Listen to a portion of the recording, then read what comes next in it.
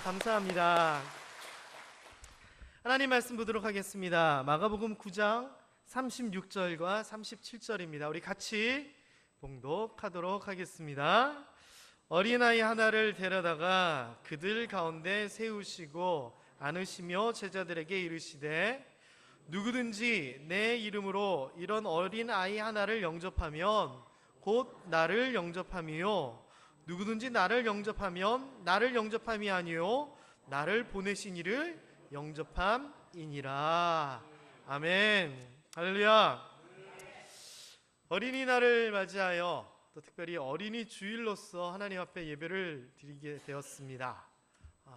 어떻게 지내셨습니까? 어린이날 잘 지내신 우리 부모님들께 이 한마디 드리고 싶습니다. 고생하셨습니다. 어저께 아이들 기쁘게 해주느라, 손주들 기쁘게 해주시느라 정말 고생 많으셨습니다. 어저께 저희 집에 있는 어떤 여자애가, 저와 함께 사는 여자애가 이름을 거명하면 좀 불쾌하더라고요. 이제는 좀 컸다고. 이런 표현을 많이 쓰더라고요.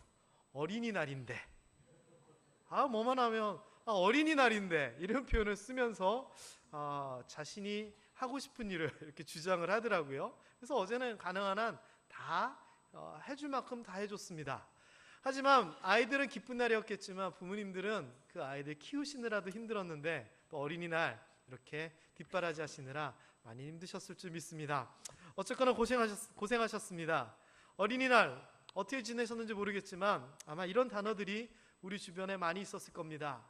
선물, 축복, 사랑. 맞습니다. 우리 가족들, 우리 자녀들 선물을 주기도 하고 축복하며 기도하기도 하고 또 사랑하는 마음을 여러 가지 방법으로 표현했을 줄 믿습니다. 자, 그런데 중요한 거는 그거는 어제고요. 오늘부터 5월 6일부터는 어떻게 하면 될까요? 오늘부터는 어린이날인데 이것도 통하지 않잖아요. 그렇다면 어제 꼭 참고 해달라는 대로 다 해준 이런 것들 오늘부터는 다시 원래대로 되돌아가야 되나요? 오늘 그런 이야기를 좀 해보려고 합니다. 일단 본문 배경을 먼저 좀 살펴보겠습니다. 예수님께서 잡히시기 전의 이야기입니다. 기도하러 변화산이라고 하는 산으로 가십니다. 거기에 베드로, 야고보, 요한을 데리고 가셨죠. 그리고 거기에서 놀라운 일이 생깁니다. 예수님의 모습이 인간의 모습이 아니라 변화된 겁니다.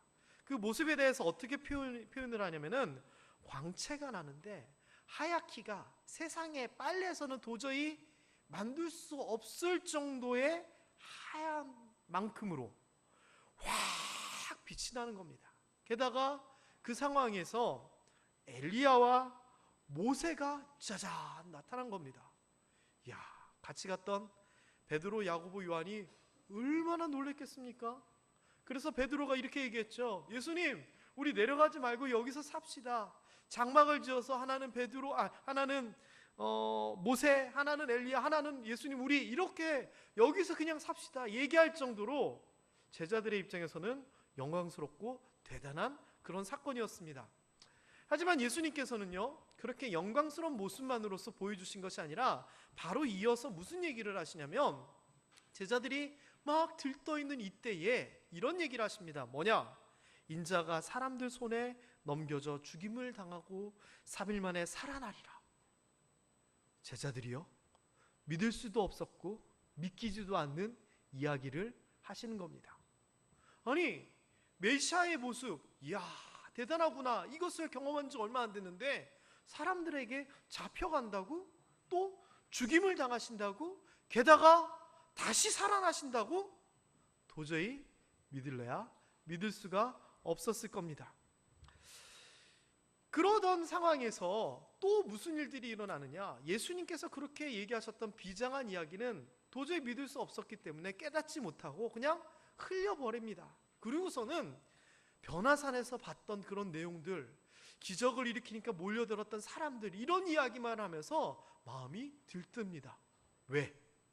예수님이 메시아로 왕이 되면 누가 영의정을 하고 좌의정을 하고 우의정을 할 것인가? 우리가 모든 것을 다 포기하고 예수님을 따랐으니까 우리에게는 한 자리 주실 거야, 이런 생각이 든 겁니다. 그래서 가버나움에 이르러 예수님 집으로 가는 동안 제자들이 뒤에서 그냥 옥신각신합니다. 야, 내가 그래도 일 제일 많이 했잖아. 내가 제일 낫지 않아? 야, 아니야. 위아래 나이 찬물도 위아래가 있잖아. 내가 나이가 제일 많잖아. 아니야, 무슨 소리야?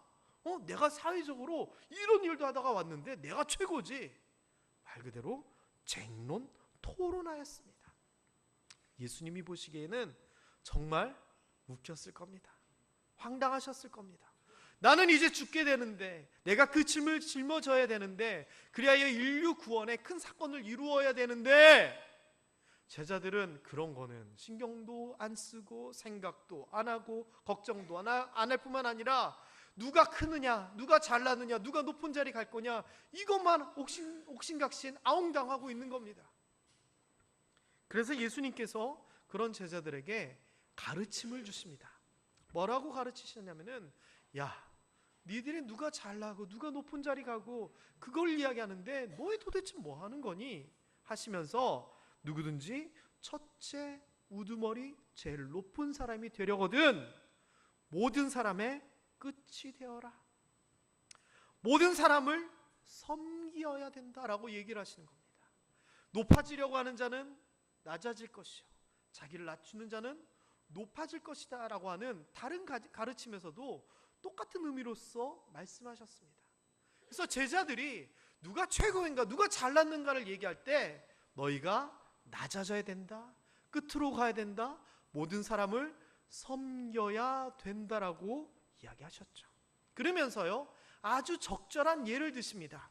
모든 사람들을 섬기라라고 했을 때 어떻게 예를 들어서 말씀하셨냐면은 바로 어린이 하나를 부르신 겁니다. 그리고 그 아이를 안으시고 뭐라고 말씀하시냐면은 너희가 이러한 어린 아이조차도 나를 대하듯이 잘 영접하고 받들어 모셔야지 된다. 그래야지 너희가 높아지고 첫째가 되는 것이지, 너희가 잘났다 그러고 다른 사람들 무시하고 어린아이들 우습게 여기면 그것은 아니다라고 말씀하신 겁니다. 여러분, 그러한 이야기들 속에서 예수님께서 어린아이들을 어떻게 대하셨는지, 또 우리로 하여금 어린아이들을 어떻게 대하기를 원하시는지 명확하게 나옵니다. 그래서 어린이날이 지난 5월 6일부터는 이러한 마음을 가지고 성경에서 이야기하는 대로, 예수님께서 말씀하시는 대로 우리가 아이들을 대하고 살았으면 좋겠습니다. 자, 어린아이라고 했을 때 요즘은 그래도 많이 좋아졌습니다만 인류 역사에 있어서 어린아이들은 이렇다라고 대하는 개념이 있습니다. 물론 부모의 입장에서는 사랑하고 아끼고 이런 개념이지만요, 어른과 아이다라고 했을 때 공통적으로 생각하는 게 있었습니다. 그게 뭐냐? 약한 존재다라고 하는 겁니다.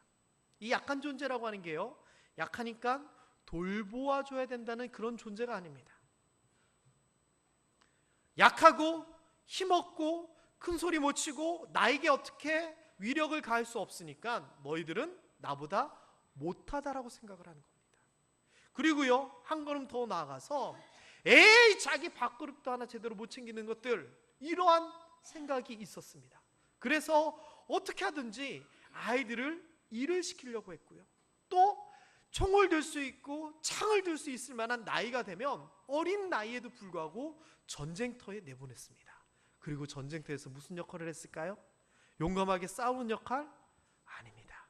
맨 앞에서 방패막이 역할을 시켰습니다. 그게 엄밀하게 얘기하면 인류 역사를 통해서 어른으로서 어린이를 바라보는 안 좋은 관점입니다. 물론 일을 시킨다라고 했을 때 우리가 예전에 공동체 가족의 개념으로서 역할을 분담하고 나뭇가지 주워오고 소 몰고 나가고 이런 게 아닙니다. 내가 힘이 있으니까 너희가 나를 위해 일을 해라고 하는 억압의 관계로서의 개념입니다. 나는 전쟁을 하는데 뒤에서 지휘를 할 테니까 너희는 앞에 나가서 피 흘리면서 싸워, 이런 개념이었다는 겁니다. 다시 얘기하면 어린이를 소중히 하는 이런 개념 생긴 지 얼마 안 됩니다. 구시대적인 발상, 다시 얘기하면 옛날부터 내려왔던 그런 개념, 이렇게 얘기할 수 있습니다. 힘이 없기에 함부로 대해도 되는 대상이다, 애들은. 그래서요, 부모의 입장에서는 아이들을 잘 대했을지 모르지만 어른의 입장으로서 아이들은 떠들면 귀찮고 무슨 일 있으면 말썽 피우고 또 막 챙겨줘야 되고 이런 존재로 생각을 했었죠. 이런 것들이요, 산업혁명 이후에 어떤 한 글이 있는데, 이런 글을 통해서 어린아이들을 귀하게 여기는 것이 아니라 뭔가 얻어내려고 하고 뭔가 어른들을 위해서 이용하려고 하는 그런 개념이 잘 담겨 있는 글이 하나 있어서 제가 퍼왔습니다. 산업혁명 이후에 방직 공장에서 있었던 글입니다. 당시 대부분의 공장들, 특히 직물 공장들에서 노동자들의 작업 조건이 형편없었다는 사실은 명백하다. 대부분 숙련된 기술도 없는 가난한 여성들과 어린이들이 싼 임금을 받으며 매일 14시간에서 16시간씩 일을 했는데 시끄럽고 냄새나며 비위생적인 환경에서 작업을 반복했다라고 얘기합니다. 다시 얘기하면 산업혁명, 르네상스, 뭔가 대단하고 뭔가 발전된 그런 느낌이지만 그때도 바로 어린이들의 노동력 필요했고요, 어린이들의 그 눈물과 땀 위에 오늘날의 문명이 이루어졌다라고 하는 겁니다. 좀 더 현재의 이야기를 좀 볼까요? 옛날에만 이랬을까요? 아니에요. 어린이들이 힘이 없으니까 데려다가 일시키고 착취하는 거요, 요즘도 많습니다. 우리가 좋아하는 초콜릿 있잖아요. 물론 지금은 이런 것들이 많이 개선되고 시정되고 그런 쪽으로 방향이 나아가지만 초콜릿의 단맛 뒤에는 가슴 아픈 이야기가 있습니다. 이 초콜릿은요, 카카오라고 하는 그 나무의 그 열매를 가지고 만드는데요, 코트디부아르라고 하는 나라가 있습니다. 근데 이 나라에서는 카카오가 주 수입원입니다. 1인당 국민 총 생산이요, 1년에 한 1,100달러, 그러니까 다시 얘기하면 한 100만 원 정도 버는 나라입니다. 모든 나라의 평균적으로요. 그래서 한 사람이 한 달에 10만 원 정도 벌면 잘 벌었다라고 얘기를 해요.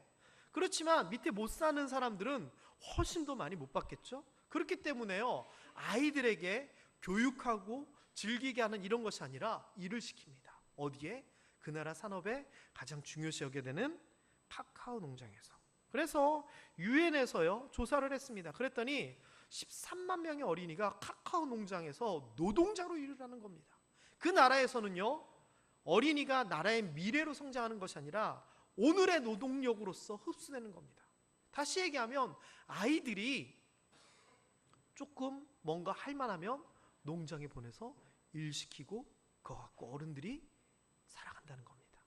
자, 그런데 이 코트디부아르 얘기는 아무것도 아닙니다. 더 가슴 아픈 이야기는요, 코트디부아르는 그래도 카카오라도 이렇게 수출해가지고 먹고 살고 한 달에 10만 원 정도 벌고 이 정도 되지만 그 주변에 더 가난한 나라에서는요, 어린이들을 노예로 코트디부아르로 팔아버립니다. 코트디부아르의 13만 어린이는 그래도 부모가 있고 친척이 있어서 일을 하고 월급이라도 받는 거죠. 그 주변 나라에서 노예로 팔려가는 것은요, 어마어마한 겁니다. 9살에서 12살 어린이가 15,000명이 노예로 팔려가가지고요, 싼값에 팔려가가지고 매 맞아가면서 하루에 정해진 양을 채워야 된다는 겁니다. 하루 10시간 이상이에요. 9살에서 12살, 2학년, 3학년, 4학년 어린이입니다. 저 아이들입니다. 니네는 대한민국에서 태어난 게 얼마나 복받은 건지 모를 거다 야. 그리고요, 우리가 쓰고 있는 지폐 있잖아요. 지폐, 종이돈. 이 종이돈이 아주 특별한 작업을 통해서 만들어지는데, 우크라이나에 우리나라에서 민간기업과 조폐공사가 합작을 해가지고 이 지폐를 만드는 데 관련된 특수천을 생산을 합니다.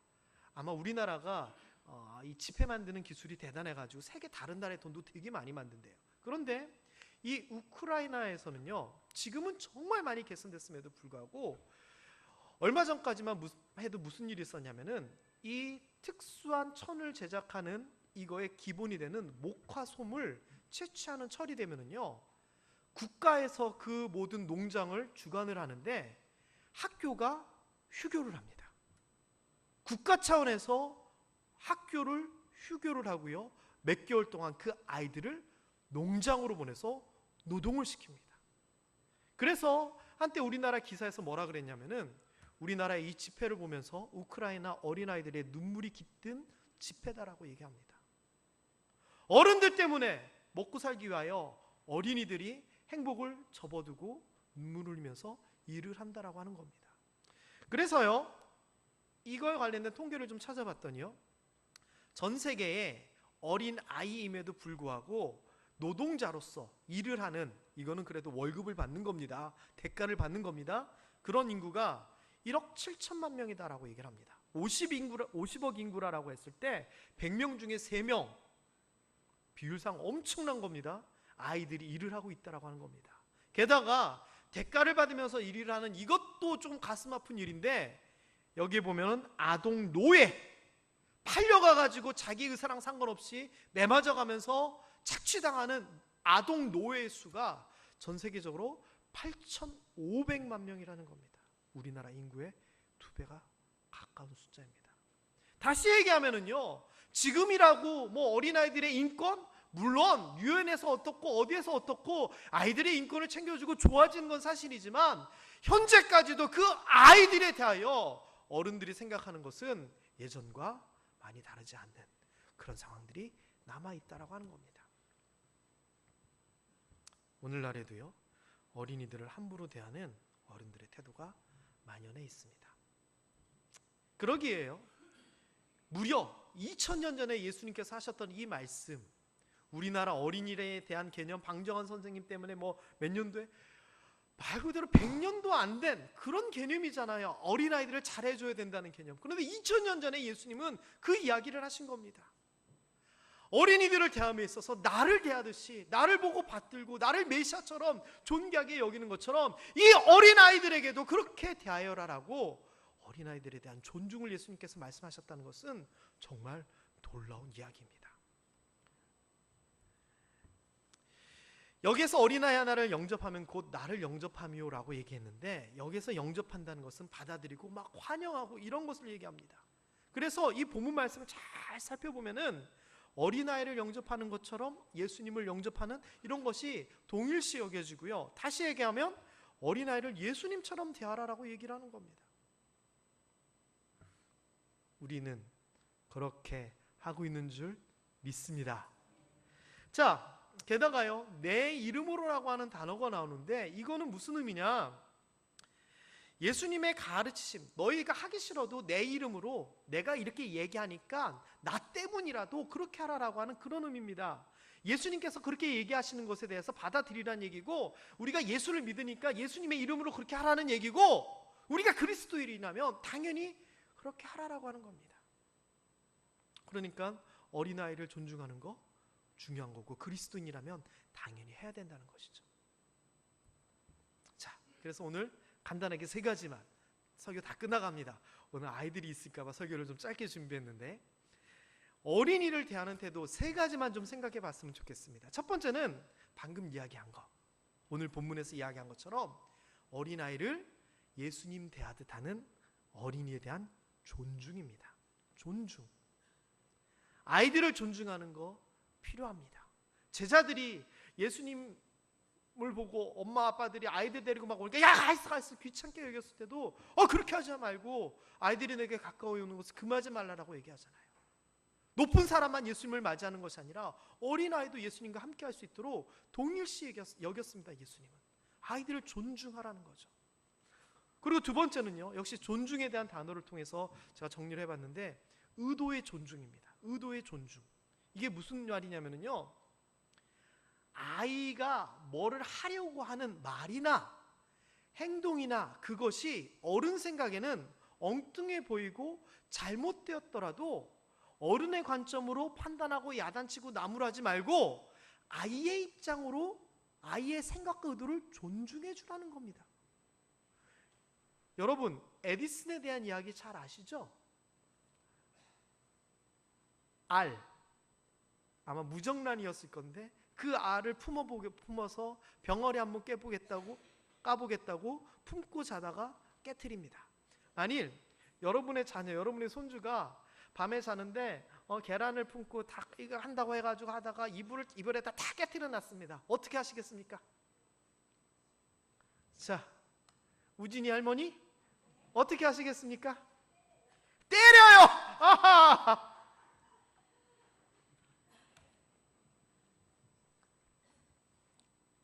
형님한테 물어볼게요. 만일 네가 냉장고에 있는 계란을 보고 그거를 품으면은 병아리가 나올 것 같아가지고 이불에다가 이렇게 품고 자는데 자다가 이렇게 해가지고 깨트렸어. 그러면은 아빠가 뭐라 그럴 것 같아? 아빠가 뭐라 그럴 것 같아? 잘했다 그럴 것 같아? 아니면 야단칠 것 같아? 혼내요. 맞아요. 그게 정상이에요. 때릴 수도 있고요, 혼낼 수도 있는데 그 전에 뭘 한 가지를 생각해 봐야 되냐면 왜 그랬을까를 생각해 보라는 겁니다. 아이의 의도를 생각해 보고 존중해 주라는 겁니다. 아이의 행동에 대해서 그 결과만 가지고 어른의 입장에서 판단하지 말고 얘가 왜 이랬을까를 생각해 보라는 겁니다. 여러분, 학교에서요 욕을 많이 하는 아이가 있어요. 왜 욕을 많이 할까요? 여러 가지 요인이 있겠지만 가장 큰 요인은요, 부모님이 욕을 하기 때문에 아이가 욕을 합니다. 그리고 또 어떤 요인이냐면은 그 아이가 약하기 때문에 욕을 합니다. 욕을 하면서 강하게 보이고 싶은 겁니다. 그런데 단순하게 아이가 욕을 한다고 해가지고 그것만 갖고 뭘 할 수는 없는 겁니다. 그런데 뭘 하기 전에 그 아이의 가정 상황을 한번 생각해보고 아이의 상처를 생각해보고 아이의 첫 모든 것들을 한번 생각해 본다면 그 아이를 대하는 태도가 틀려질 겁니다. 예전에 아주 오래된 교회에서 여자아이 하나가 물건에 자꾸 손을 댑니다. 남의 물건에. 그래서 선생님들이 대책을 논의하면서 집에 가서 이야기를 하자, 아이를 불러서 야단을 치자, 막 이런 얘기를 하는데 제가 먼저 한마디를 했습니다. 다 좋은데 먼저 아이 입장을 한번 생각해 보자고. 별거 아닌 얘기였는데요, 나중에 선생님들이 막 감동을 받으셨대요. 그 아이가 왜 그럴까를 한번 먼저 생각해 보는 거예요. 중요합니다. 나는 이렇게 생각해서 했습니다. 물론 부족하고 모자랍니다. 어리니까. 그런데 의도를 엄마 아빠가 무시해버리면은 그거는 더 가슴 아픈 일입니다.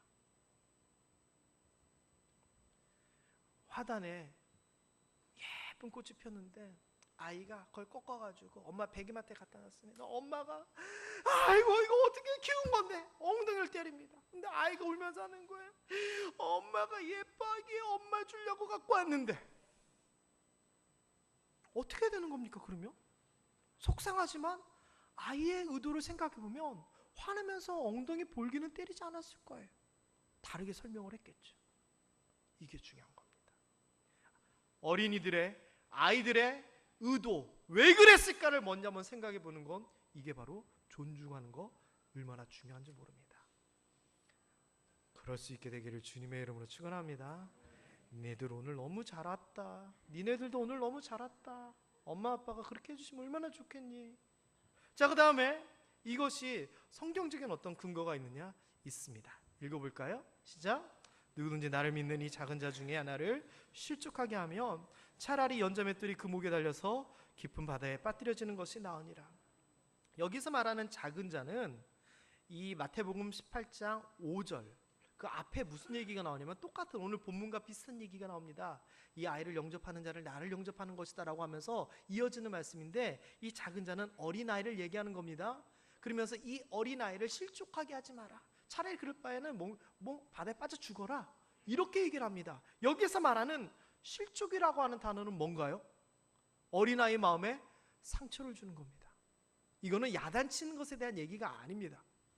어린아이의 마음을 꺾은 겁니다. 아이들의 순수성과 그 의도를 무시해서 꺾어버리는 것은 그 어떤 실족보다 더 큰 실족입니다. 여러분, 우리 자녀들을 키우고 이건 비단 어린 자녀뿐만 아니라 다 큰 자녀도 마찬가지입니다. 함께함에 있어서 그 의도를, 그 의사를, 그 뜻을 존중할 수 있게 되기를 주님의 이름으로 부탁드립니다. 자, 그 다음에 존중이라고 하는 단어를 통해서 또 한 가지를 더 생각해 보는데 훈육에 있어서 존중입니다. 야단침에 있어서 존중한다라고 하는 겁니다. 이게 무슨 의미냐면은 잠언 15장을 한번 읽어볼까요? 시작. 훈계받기를 싫어하는 자는 자기의 영혼을 경히 여김이라 견책을 달게 받는 자는 지식을 얻느니라. 자, 여기에서요 견책, 야단을 맞는 자에 대한 얘기를 나오는데 야단을 어떻게 맞는다고요? 달게 받는다라고 하는 겁니다. 이 말은 누군가가 나를 야단치고 뭐라 함에 있어서 내가 그것을 그렇구나라고 납득을 하는 겁니다. 받아들이는 겁니다. 굉장히 중요합니다. 정말 중요합니다. 야단침에 있어서요 자녀들이 납득하게끔 야단을 쳐야 됩니다. 제가 저희 아내랑 얘기하면서 만든 규칙, 나름 원칙 중에 하나가, 물론 지키기 어렵지만 화를 내는 것과 야단치는 것을 구별하자입니다. 뭘 잘못했을 때 왜 그랬어? 이거는 화내는 겁니다. 근데 이거 너 왜 그랬니? 야단치는 거랑은 틀립니다. 이거를요 아이들은 압니다. 분명히 압니다. 야단을 맞을 때 내가 정말 잘못해서 야단 맞고 나를 위해서 야단치시는구나가 납득이 되면 볼기짝을 때려도 상처로 남지 않습니다. 그런데 나는 그게 아닌데 막 몰고 나가면서 야단을 치면, 납득이 안 되면 그거는 상처가 아니라 가슴속에서 폭탄이 되는 겁니다. 그게 남으면 터지는 거죠. 제가 예전에요 중학교 1학년 때입니다.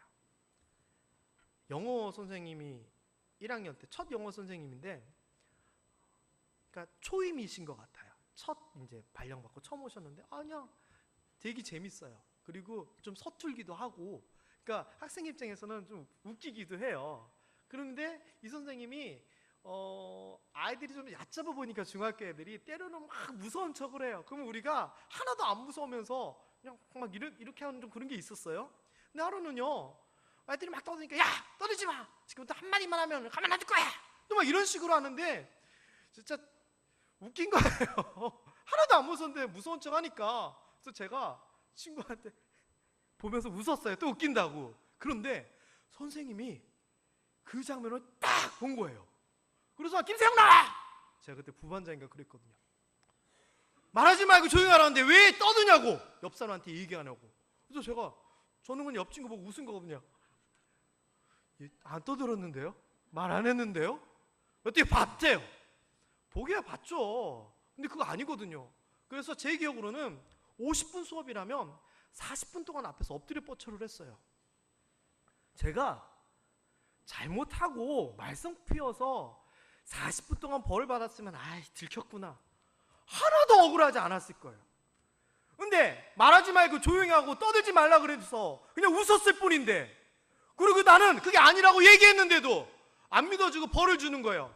제가 얼마나 억울했으면 30년이 지났는데도 기억이 나요. 벌 받으면서도요 허리 아프고 손 아프고 이거가 둘째치고 내 말을 안 믿어주는 게 저는 더 답답하고 화가 났었던 기억이 나요. 여러분, 혹시 여러분은 자녀들 야단치고 뭐라 할 때 자녀들은 그런 마음 아닐까요? 납득이 안 되면, 자녀들이 이해가 안 되면 부모를 제대로 모시기가 힘듭니다. 반발심이 커져가는 겁니다. 그래서요 훈육을 할 때도 그 아이가 제대로 야단 맞을 수 있도록, 그거는 부모의 지혜예요. 야단 맞는 아이가 기분 좋을 리는 없잖아요. 그렇지만 기분 나쁘고 화가 나더라도 그래 하면서 받아들이게끔 부모들이 노력해야 된다는 겁니다. 저도 그렇게 해야 되는데 여러분, 이런 것들이요 성경에서 말하는 자녀들, 어린이를 대하는 태도입니다. 여러 가지 것들이 있겠지만 결국 한 단어로 요약을 하자면 존중이다라고 하는 그런 단어로 요약할 수 있을 것 같습니다. 여러분, 하지만요 이렇게 아이들을 존중하고 의도를 생각해주고 받들어주지만 사랑하는 것과 방관하는 것은 또 명확히 구별해야 됩니다. 잠언에 보면은요 아이를 좋다고 이쁘다고 그냥 가만 놔두고 훈계하지 아니하는 것은 잘못된 일이다라고 하면서 때려서라도 바로 잡으라라고 얘기합니다. 그래서 곁길로 나갈 때 채찍으로 때려서라도 바로 잡으면 그것은 영혼을 지옥에서 건져내는 것이다라고 얘기합니다. 여러분, 이런 단어 혹시 아세요? 맘충이라고 하는 단어 아세요? 맘충?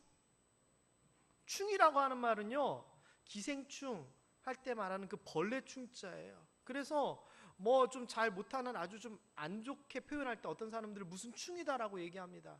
얘 밥충이야, 이 멍충이야, 충충충자를 붙이는데, 이 맘은 그럼 무슨 맘자일까요? 엄마, 마음이 할 때 그 맘입니다. 맘충? 엄마인데 벌레 같은 엄마라고 하는 겁니다. 그러니까 다른 사람들한테 비난받는 짓을 하는 엄마들이라고 하는 뜻이에요. 이게 어떤 의미냐면요, 자기 아이들 이쁘다 해서 놔두고 사는 사람들입니다. 대표적으로 식당 같은 데 갔을 때 혹시 너네들 식당 같은 데 가서 막 뛰어놀고 막 그러니? 안 그러지? 다행이야. 아이들이요, 소란스럽게 뛰어다니고 고함 지르고 막 그러는데도 아무렇지도 않게 놔두는 엄마들이 있습니다. 잔디에 들어가지 마세요, 꽃을 꺾지 마세요 쓰여져 있는데 자기 아이가 들어가서 거기서 놀고 꺾었고도 잘했다 사진 찍는 엄마들이 있습니다. 그런 걸 보면서 자기 자식 이쁘다라고 엉망으로 놔두는 저런 여자들은 벌레 같다라고 해서 맘충이다라고 부릅니다. 이거는요, 자녀를 사랑하고 이뻐하는 게 아니라 자기 자녀들을 망가뜨리는 겁니다. 사랑하는 것과 방관하는 것은 틀립니다. 오늘부터 어린이들을 대하는 태도를 보다 명확하게 하십시오. 가장 상식적이고 가장 좋고 가장 효율적인 방법이 오늘 성경에서 우리가 찾아봤습니다. 바로 그겁니다. 어린아이들의 존재를 존중하고 그들의 생각과 그들의 의도를 존중해주고 훈육함에 있어서도 제대로 존중하면서 훈육한다면, 그리고 사랑한다고 해서 무조건 감싸는 것이 아니라 옆에서 제대로 잘 가르치면서 그렇게 양육한다면 우리의 자녀들은 정말 우리에게서만 사랑받는 자녀들이 아니라 모든 사람들에게 하나님께 사랑받는 그런 자녀가 될 줄 믿습니다. 우현재 전도사님 어디 계신가요? 네, 주십시오. 제가 어린이날을 맞이해서 모든 어린이들에게 다 선물을 할 수는 없고, 제가 생각을 했습니다. 예배 때 혹시 부모님 따라 오는 아이들이 있으면은 선물을 좀 해야 되겠다라고 해서 전도사님에게 선물을 좀 준비시켰습니다. 그런데 정말 미안한데 오늘 어린이날이니까 중학생들에게는 해당이 안 됩니다. 초등학생들에게만 해당되니까 중학생, 고등학생이신 분들은 좀 이렇게 좀 했으면 좋겠고요. 지금 초등학교 이하 다니는 어린이들은 앞으로 나오십시오.